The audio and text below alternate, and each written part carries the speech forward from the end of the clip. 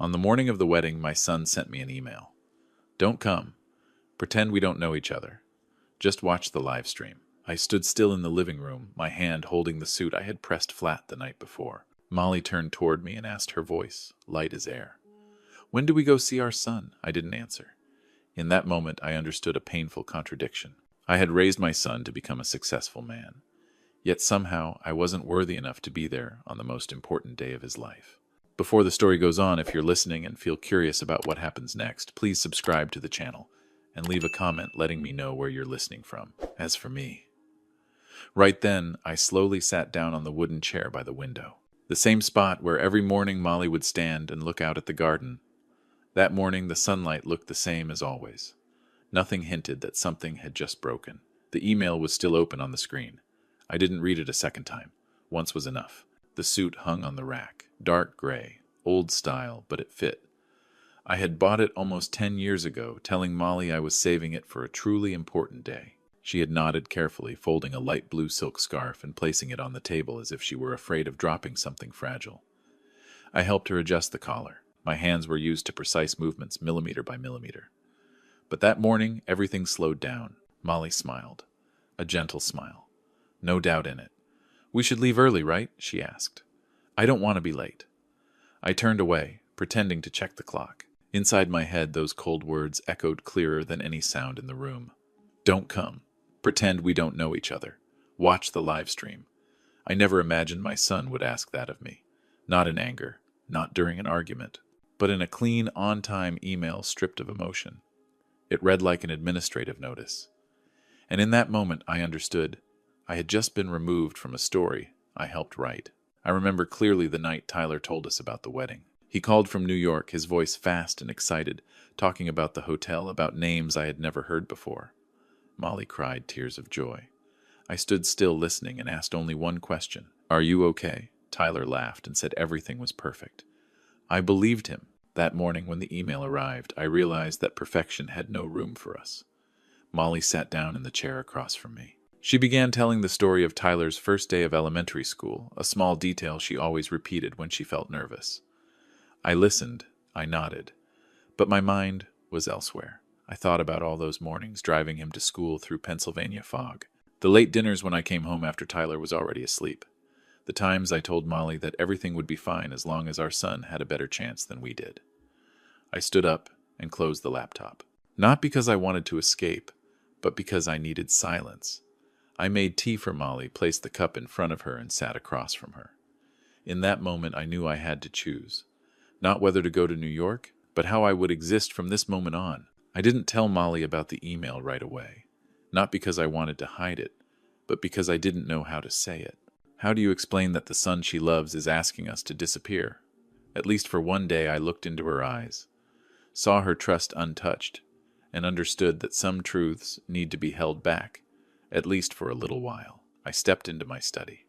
A small, neat room. Nothing but old technical books and a wooden desk. On the wall hung a photo of Tyler, on his graduation day square, cap on his head, smiling with confidence. I never hung photos of my own achievements. I always believed my greatest success was him. I opened the drawer and took out the old envelope with the train tickets I had booked the week before. I stared at it for a long time, then placed it back in the drawer slowly, like closing a door. There was no burst of anger, just a hollow feeling spreading outward, clear and cold. In the living room, Molly began humming a familiar tune. She always did that while waiting. I wondered if Tyler still remembered evenings like that, or if in his new story those memories had faded, just like we had. I went back to the living room and sat beside Molly. We'll watch the wedding from home, I said, my voice calm and low. She looked at me slightly surprised, then nodded. As long as we can see him. In that moment, I realized the most painful thing wasn't being refused a seat at the wedding. It was understanding that to my son, our presence was only safe when it existed behind a screen. We sat in front of the computer screen, but the ceremony hadn't started yet. The live stream showed only a countdown. Molly watched it closely, as if afraid to miss a single second. I didn't. My eyes drifted toward the window where my reflection stared back at me, older than I expected. I never thought of myself as gray-backed. I just thought of myself as a father doing what needed to be done. But that morning, when everything was dragged into the light by a short email, Old memories began finding their way back, clear and uninvited. I remembered the dark blue vintage car, an older model, but the engine was solid. I bought it after Tyler started high school, a rare reward for myself. 3 years later, when the acceptance letter from an Ivy League school arrived, I sold it within a week. I didn't tell Tyler. I only told Molly I no longer enjoyed driving. She believed me. That's when the night shifts began. I told people I liked the quiet, that it was easier to focus at night. The truth was I needed the extra hours. Tuition doesn't wait for anyone. I got used to sleeping 4 hours a day, used to the steady hum of machines and rushed meals. Tyler got used to everything being paid on time. When he graduated and moved to New York, I thought the hardest part was over. I was wrong. The first call came 3 months later. Tyler spoke quickly, his voice tense, mentioning credit cards, just a few temporary expenses. I didn't ask many questions. I transferred the money.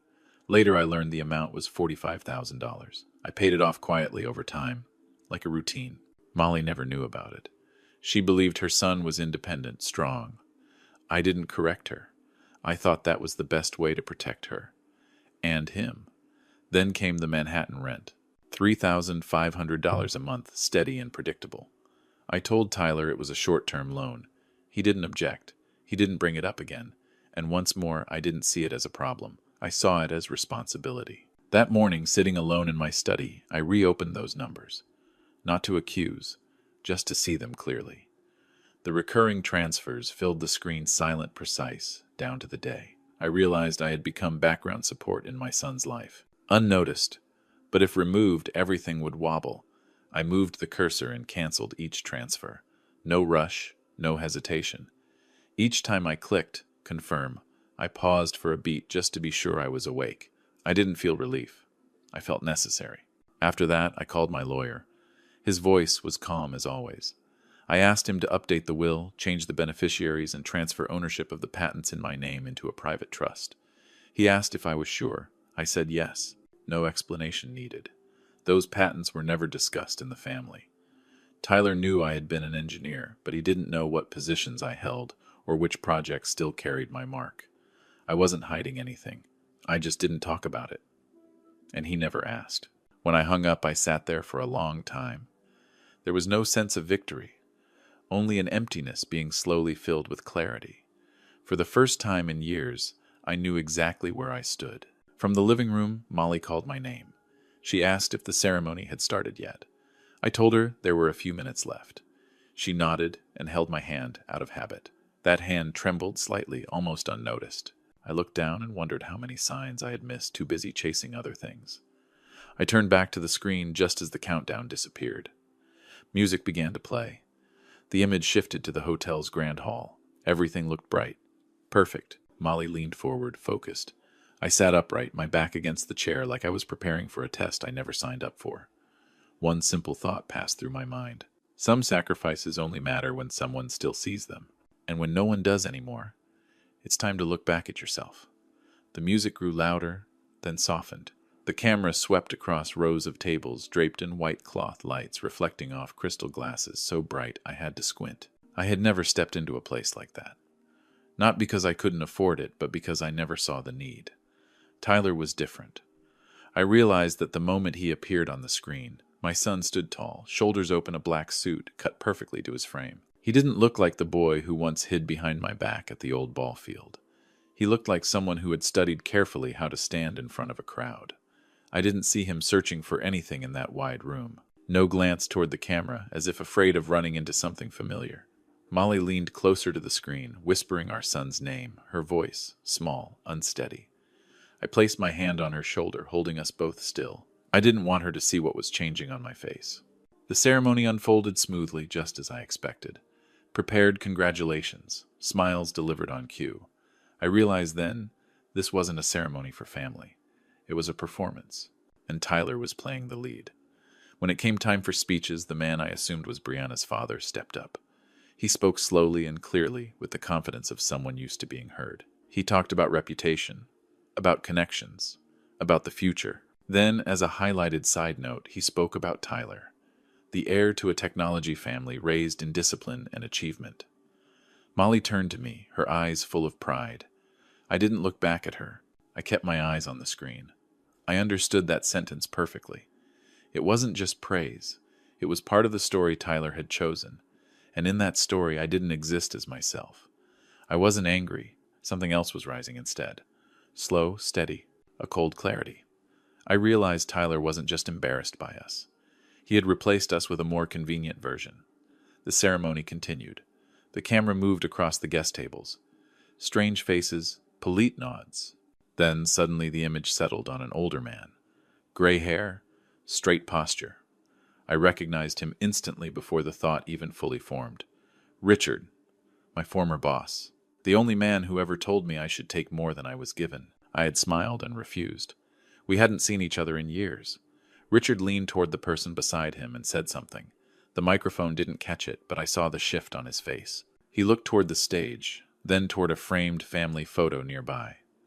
A photo I knew Tyler had once sent to Molly, taken long ago. Richard stood up.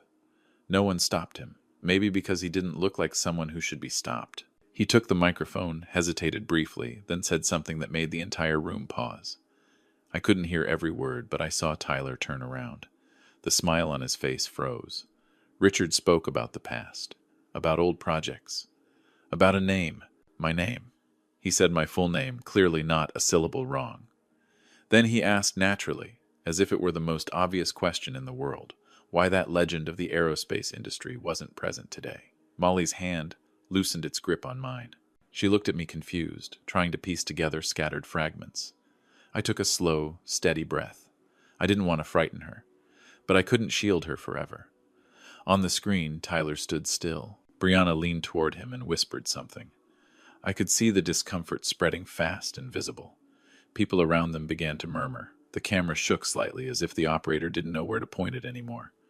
Richard didn't stop. He spoke about how I once led entire teams, about sleepless nights, about things that can't be measured on a business card. He spoke with respect, not drama. That made it harder to hide. Tyler took the microphone and answered briefly. Too briefly. He said I wasn't well, that travel wasn't possible. I knew it was a prepared lie. But this time, it didn't carry enough weight. Molly turned to me, her voice low. How does he know you? I stayed quiet for a beat. Then I said gently, like recalling an old story. We used to work together. She nodded, but I knew she didn't fully understand yet. And maybe she didn't need to. Not right now. On the screen, the atmosphere had changed. The ceremony went on, but its rhythm was broken. Tyler was no longer at ease. He started looking around as if realizing for the first time that some things were beyond his control. I sat still, my hands resting on my knees. I did nothing. I just watched. And in that moment I understood. Once the truth slips out even a little, it can never be put back where it came from. The atmosphere on the screen was no longer smooth. I could see it clearly, even without hearing the whispers. Tyler started moving more than necessary. He adjusted his cuffs, leaned in to speak with the event coordinator, then turned to Brianna. Small movements, but I knew them. They were the signs of someone slowly losing control. Molly didn't notice right away. She kept watching closely, holding on to the familiar parts of the ceremony. I said nothing. I let things unfold on their own. There are moments when stepping in only makes everything shatter sooner than it needs to. The reception began. The lights changed color. The music grew louder, like an attempt to cover the cracks that had just appeared. I saw Tyler raise his glass, smiling at the guests. That smile was no longer seamless. It looked like a mask, slipping little by little. Then I saw Tyler signal a server and point toward the band. The camera caught the moment he signed an additional charge slip. It all happened fast, but clear enough for me to understand what was coming. A few seconds later, Tyler frowned. He looked back at the paper, then at the server. I couldn't hear the exchange, but I recognized that look. The look of someone who has just been refused, and doesn't understand why. The server shook his head slightly. Polite, firm. Tyler forced a smile, then turned away and walked quickly toward Brianna's family table. Molly leaned toward me. What's going on? I placed my hand over hers, keeping my voice low. It's nothing, just a small issue. But I knew it wasn't small. It was a consequence.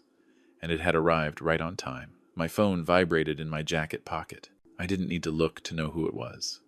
I stood up, stepped out of the living room, and closed the door behind me. I didn't want Molly to hear this call. I answered. Tyler spoke fast without greeting me. He asked if there was a banking system error. I stayed silent for a beat. Then I spoke slowly, clearly, the way I used to explain complex technical matters. "There's no error," I said. "I've disconnected the secondary accounts." There was a pause on the other end. Then Tyler's voice dropped more urgent. He asked what I was doing. I told him the truth. "I'm at home." I heard other sounds cutting in. Other voices. I guessed Brianna, then her father. Tyler told me to hold. I didn't hang up. I left the line open. A few seconds later, a man's voice came through. Clear. Firm. He introduced himself as Brianna's father. I greeted him politely. He asked what was going on with his son-in-law's accounts. I didn't circle around it. "Since we're strangers," I said evenly, "I've taken back control of what's in my name." Then I added calmly without emphasis, "That includes the apartment in New York. The keys were reclaimed this morning." I heard a sharp inhale on the other end. Not from Tyler. From the man. He asked if I was joking. I told him I wasn't in the habit of doing that. The call ended without a goodbye. I stood in the hallway for a few seconds, took a deep breath, then went back into the living room. Molly looked at me, questioning. I gave a small shake of my head, as if to say, "Not yet." On the screen, the reception was no longer a celebration. I saw people standing up, heads bent together, in urgent exchanges. The band stopped playing. The lights lost their rhythm. Brianna stood beside Tyler, her face tight. Her parents were speaking to him, their voices no longer dressed in courtesy. Tyler turned away from the camera. But it was too late. Everything was unfolding in front of thousands of eyes, both in the room and beyond the screen. I didn't need sound to understand. I had seen projects collapse before, all because a single number was no longer backed. Molly lifted a hand to cover her mouth. She said nothing, but I could see confusion spreading through her. I placed my hand on her shoulder. "You don't have to watch anymore," I said. "If you're tired, we can turn it off." She shook her head. "I want to understand." I nodded. I didn't explain further. Some truths once exposed don't need narration. On the screen, Tyler returned to the stage with a microphone. He said a few words, trying to keep his voice steady. But no one was really listening anymore. They were looking at each other, at Brianna's parents. And I knew that in that moment the story Tyler had built had completely lost its weight. I didn't feel satisfied. I just felt tired. Tired because everything had finally reached the point of no return. I looked at Molly. She sat still back, straight eyes fixed on the screen. I wondered what she was thinking. Maybe she was connecting pieces she had always believed were unrelated. The live stream ended abruptly. The screen went dark. The living room grew so quiet I could hear the wall clock ticking. Molly turned to me. Did it have something to do with us?" she asked. I didn't answer right away. I took her hand and squeezed it gently. "We've been here the whole time," I said. "It's just that today..." They finally noticed. She nodded slowly. No tears, no blame, just silence. I sat there in the house I knew so well and understood this much. Some masks only need a small crack to collapse completely. And when they fall, what's left isn't victory, but the bare truth everyone has to face. After the screen went dark, the house returned to its familiar shape. No stage lights, no music cut off mid-note, just the ticking wall clock and Molly's steady breathing beside me. I stood up and pulled the curtains closed. Outside, the afternoon passed calmly, as if nothing had collapsed hundreds of miles away. Molly sat still for a long time. She didn't ask anything else. She didn't cry either. That worried me more than any reaction would have. I made her a fresh cup of tea and set it on the table.